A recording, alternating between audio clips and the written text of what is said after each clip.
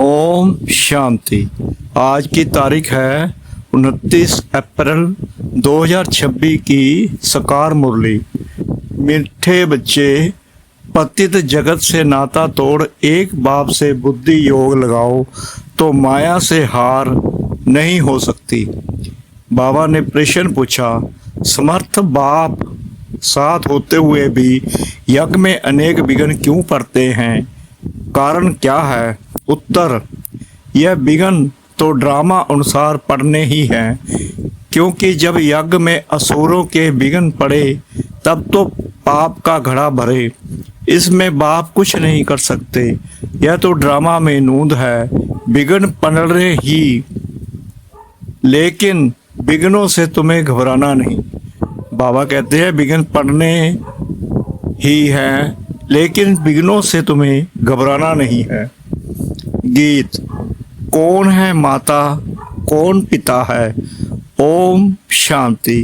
बच्चों ने बेहद के बाप का फरमान सुना, यह जो इस जगत के मम्मा बाबा हैं, यह जो तुम्हारा नाता है देह के साथ है, क्योंकि देह से पहले पहले माता की, फिर पिता की लागत होती है, फिर भाई बंधु आदि की होती है।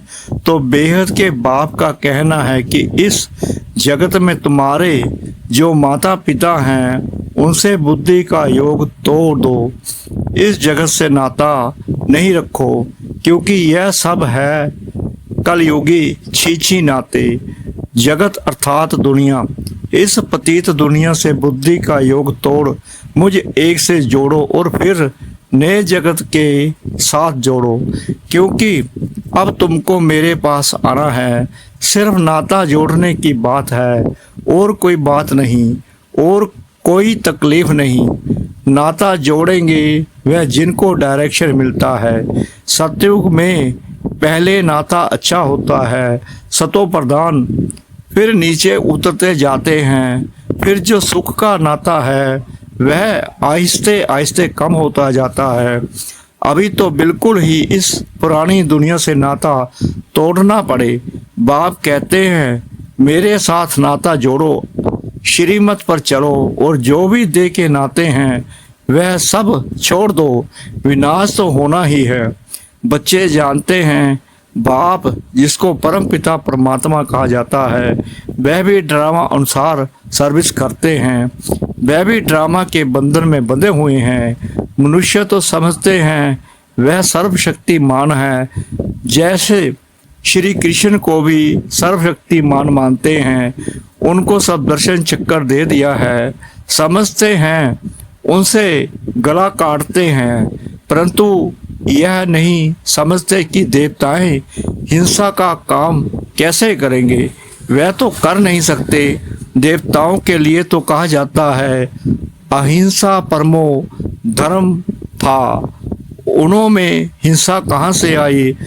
जिसको जो आया वह बैठ कर लिख दिया है।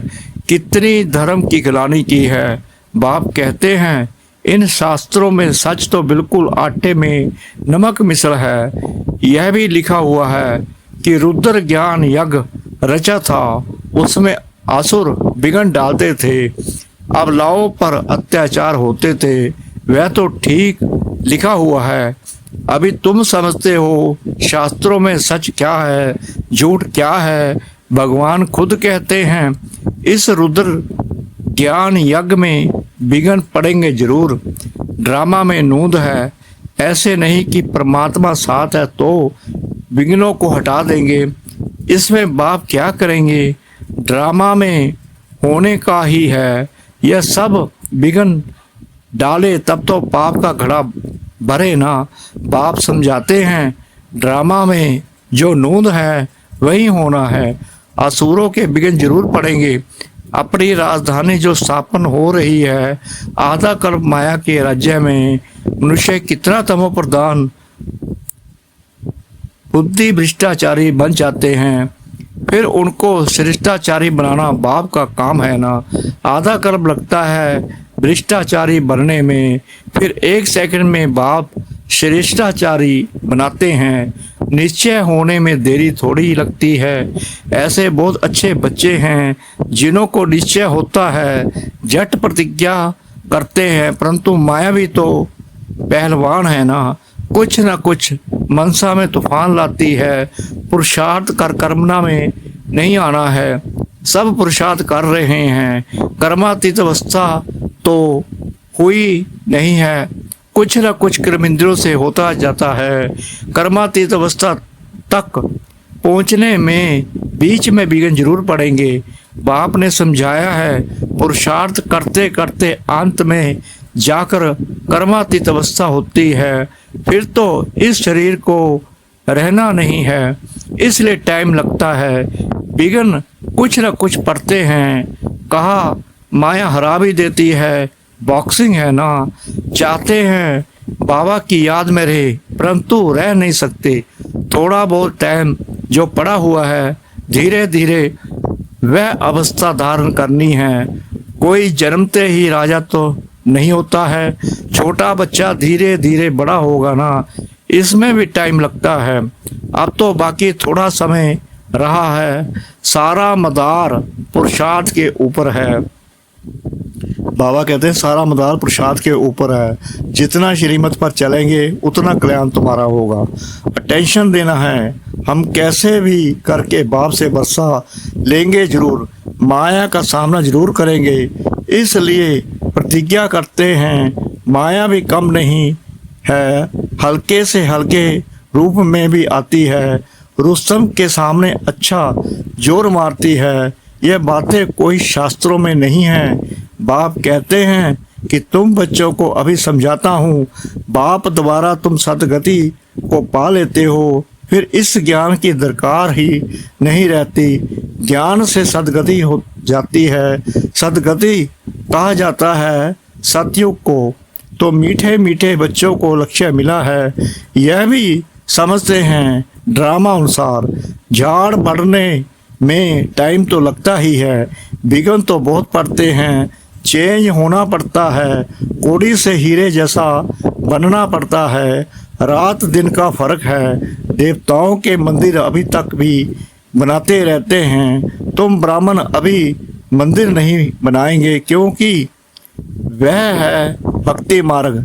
दुनिया को यह पता ही नहीं कि अब भक्ति मार्ग खत्म हो, ज्ञान मार्ग जिंदाबाद होना है। यह सिर्फ तुम बच्चों को मालूम है।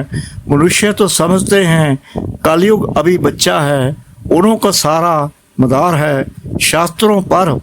तुम बच्चों को तो बाप बैठ सभी वेदों शास्त्रों का राज समझाते हैं। बाप कहते हैं अभी तक तुम जो पढ़े हो वह सब भूल जाओ, उनसे कोई की सदगति होती नहीं। भल करके अल्पकाल का सुख मिलता आया है, सदा सुख ही सुख मिले ऐसे हो नहीं सकता। यह है क्षण भंगुर सुख। मनुष्य दुख में रहते हैं। मनुष्य यह नहीं जानते कि सतयुग में दुख का नाम निशान नहीं होता है। उन्होंने वहाँ के लिए भी ऐसी बातें बता दी हैं। वहाँ कृष्णपुरी में कंस था, यह था श्री कृष्ण ने जेल में जन्म लिया, बहुत बातें लिख दी हैं। अब श्री कृष्ण स्वर्ग का पहला नंबर प्रिंस, उसने क्या पाप किया, यह है दंत कथाएं। सो भी तुम अभी समझते हो, जबकि बाप ने सच बताया है। बाप ही आकर सचखंड स्थापन करते हैं। सचखंड में कितना सुख था, झूठ खंड में कितना दुख है, यह सब भूल गए हैं। तुम जानते हो हम श्रीमत पर सचखंड स्थापन करके उसके मालिक बनेंगे। बाप समझाते हैं ऐसे ऐसे श्रीमत पर चलने से तुम ऊंच पद पा सकेंगे। बच्चे ये जानते हैं कि हमको यह पढ़ाई पढ़कर सूर्यवंशी महाराजा महारानी बनना है। दिल भी सबकी होती है ऊंच पद पाने की, सबका पुरुषार्थ चलता है। अच्छे पक्के भक्त जो होते हैं वह चित्तर साथ में रखते हैं तो घड़ी घड़ी उनकी याद रहेगी। बाबा भी कहते हैं त्रिमूर्ति का चित्र साथ में रख दो तो घड़ी घड़ी याद आएगी। बाप को याद करने से हम सूर्यवंशी घराने में आ जाएंगे। कमरे में त्रिमूर्ति का चित्र लगा हुआ होगा तो घड़ी घड़ी नजर सामने पड़ेगी। बाबा द्वारा हम इस सूर्यवंशी घराने में जाएंगे, सवेरे उठते ही नजर उस पर जाएगी। यह भी एक पुरुषार्थ है। बाबा राय देते हैं, अच्छे अच्छे भक्त बहुत पुरुषार्थ करते हैं, आंख खोलने से ही श्री कृष्ण याद आ जाए इसलिए चित्र सामने रख देते हैं। तुम्हारे लिए तो और ही सहज है। अगर सहज याद नहीं आती, माया हैरान करती है तो यह चित्र मदद करेंगे।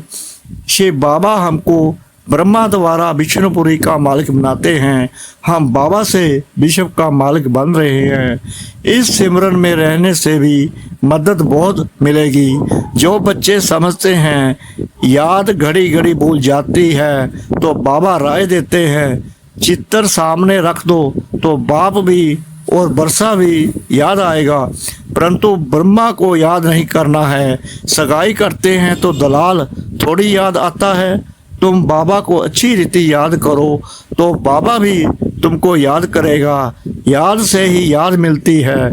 अभी माशूक के एक्यूपेशन को तुमको पता है। शिव के कितने ढेर भक्त हैं, शिव शिव कहते रहते हैं, परंतु वह रोंग है। शिव काशी विश्वनाथ फिर गंगा कह देते हैं, पानी के किनारे जाकर बैठते हैं। यह समझते नहीं कि ज्ञान का सागर बाप है। बनारस में बहुत फॉरनर्स आदि जाते हैं देखने, बड़े बड़े घाट हैं, फिर भी सभी के बाप का मंदिर तो खींचता है। सब उनके पास जाते हैं, मंदिर तो किसके पास जाएगा नहीं। मंदिर के देवताएं खींचते हैं, श्री बाबा भी खींचते हैं। नंबर 1 है श्री बाबा, फिर सेकंड नंबर में है यह ब्रह्मा, सरस्वती सो विष्णु, विष्णु सो ब्रह्मा, ब्रह्मा सो विष्णुपुरी के देवताएं, विष्णुपुरी के देवताएं सो ब्राह्मण।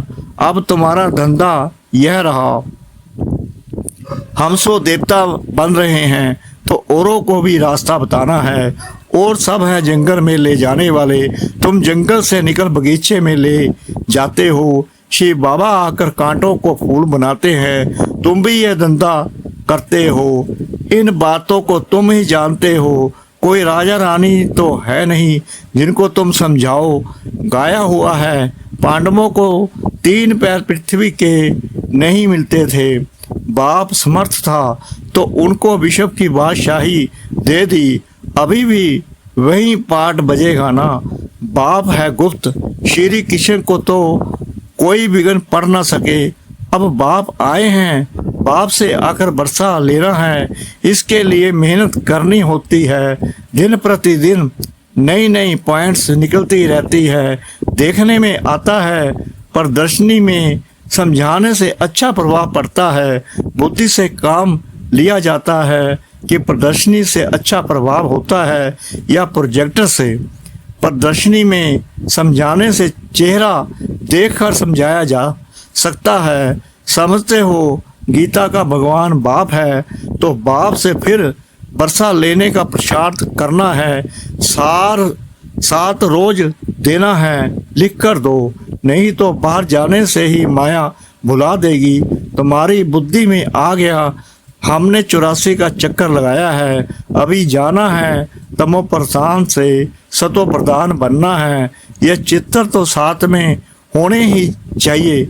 बड़े अच्छे हैं, बिटला आदि भी यह नहीं जानते कि इन लक्ष्मी नारायण ने यह राज्य भाग्य कब और कैसे लिया। तुम जानते हो तो तुमको बड़ी खुशी होनी चाहिए। लक्ष्मी नारायण का चित्र ले, झट कोई को समझाएंगे उन्होंने ये पद कैसे पाया। यह बातें बुद्धि से समझने और समझाने की है। मंजिल है ऊंची, जो जैसा टीचर है वह वैसे ही सर्विस करते हैं। देखते हैं कौन कौन सेंटर संभाल रहे हैं। अपनी अवस्था अनुसार नशा तो सबको है, परंतु विवेक कहता है समझाने वाला जितना होशियार होगा उतना सर्विस अच्छी होगी। सब तो होशियार हो नहीं सकते, सबको एक जैसा टीचर मिल नहीं सकता। जैसे कल्प पहले चला था वैसे ही चल रहा है। बाप कहते हैं अपनी अवस्था को जानते रहो, कल्प कल्प की बाजी है, देखा जा रहा है कल्प पहले माफिक हर एक का प्रसाद चल रहा है। जो कुछ होता है हम कह देते कल्प पहले भी ऐसे हुआ था, और फिर खुशी भी रहती है, शांति भी रहती है। बाप कहते हैं कर्म करते हुए बाप को याद करो, बुद्धि का योग वहाँ लटका रहे तो बहुत कल्याण होगा। जो करेगा सो पाएगा। बाबा कहते हैं जो करेगा सो पाएगा, अच्छा करेगा अच्छा पाएगा। माया की मत पर सब बुरा ही करते आए हैं, अब मिलती है श्रीमत, भला करो तो भला हो। हर एक अपने लिए मेहनत करते हैं, जैसा करेंगे वैसा पाएंगे। क्यों ना हम योग लगाते सर्विस करते रहे, योग से आयु बढ़ेगी। याद की यात्रा से निरोगी बनना है तो क्यों ना हम बाबा की याद में रहे। यथार्थ बात है तो क्यों ना हम कोशिश करें। ज्ञान तो बिल्कुल सहज है, छोटे बच्चे भी समझ जाते हैं और समझाते हैं। बाबा कहते हैं छोटे बच्चे भी समझ जाते हैं और समझाते हैं, परंतु वह योगी तो नहीं ठहरे ना। यह तो पक्का कराना है कि बाप को याद करो। जो समझते हैं घड़ी घड़ी भूल जाता है तो चित्र रख दे तो भी अच्छा है। सवेरे चित्र को देखते ही याद आ जाता है। शिव बाबा से हम विष्णुपुरी का वर्षा ले रहे हैं। यह त्रिमूर्ति का चित्र ही मुख्य है, जिसका अर्थ तो तुमने अभी समझा है। दुनिया में ऐसे त्रिमूर्ति का चित्र और कोई के पास है नहीं। यह तो बिल्कुल सहज है, हम लिखे व ना लिखे यह तो सभी जानते हैं। ब्रह्मा द्वारा स्थापना, विष्णु द्वारा पालना। अच्छा मीठे मीठे सिखला दे बच्चों प्रति माता पिता बाप दादा का याद प्यार और गुड मॉर्निंग। रूहानी बाप की रूहानी बच्चों को नमस्ते। हम रूहानी बच्चों की रूहानी बाप दादा को श्रद्धा भरी प्रेम भरी नमस्ते। शुक्रिया बाबा, शुक्रिया बाबा, शुक्रिया बाबा। धारणा के लिए मुख्य सार नंबर 1, माया की बॉक्सिंग में कभी भी हार ना हो, इसका ध्यान रखना है। कल्प पहले की स्मृति से अपनी अवस्था को जमाना है, खुशी और शांति में रहना है।